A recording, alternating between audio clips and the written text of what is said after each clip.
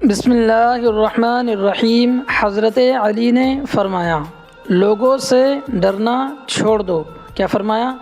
لوگوں سے ڈرنا چھوڑ دو، کیونکہ رزق اور عزت کسی کے ہاتھ میں نہیں، اللہ تعالیٰ جسے چاہے بے حساب دیتا ہے۔ غیر محرم پر یقین، غیر محرم پر بھروسہ عورت کی سب سے بڑی بیوقوفی ہے۔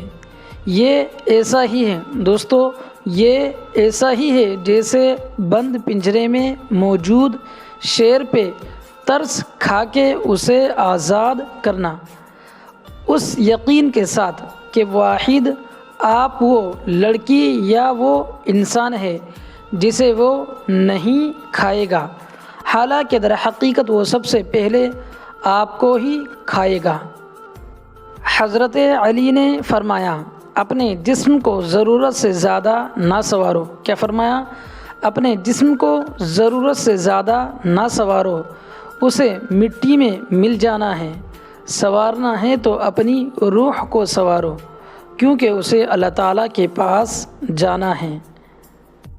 حضرت علی نے فرمایا جس چیز کے ذریعے اللہ تعالیٰ تمہارا امتحان لیتا ہے، اختتام میں وہ اسی چیز کو بہتر بنا کر تمہارے لیے صلاح لکھ دیتا ہے۔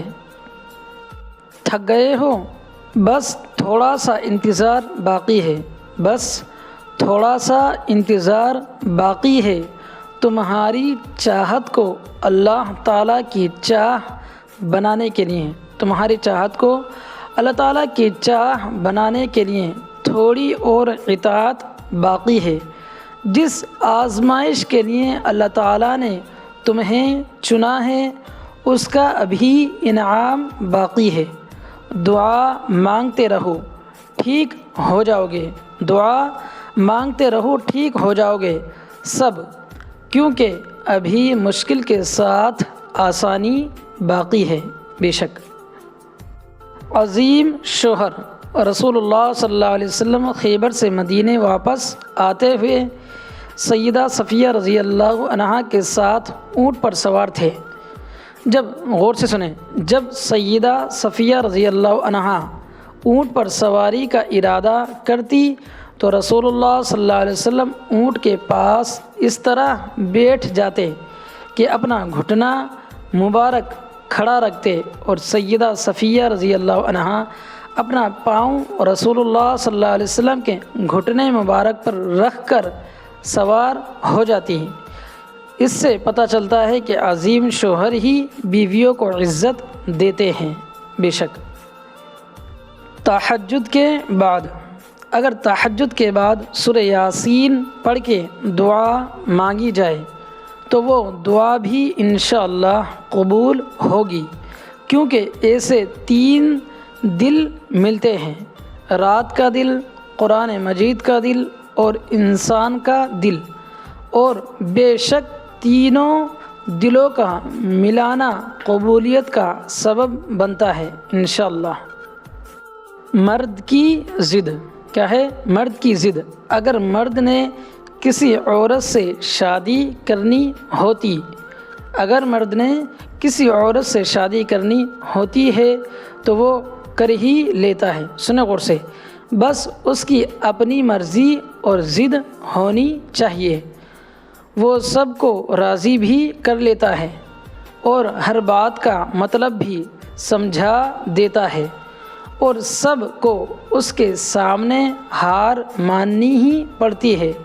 جو اصل خاندانی مرد ہوتے ہیں وہ لڑکیوں کے احساسات سے نہیں کھیلتے بلکہ نکاح کرتے ہیں، اس لیے مرد کبھی مجبور نہیں ہوتا، بس پاگل بناتا ہے۔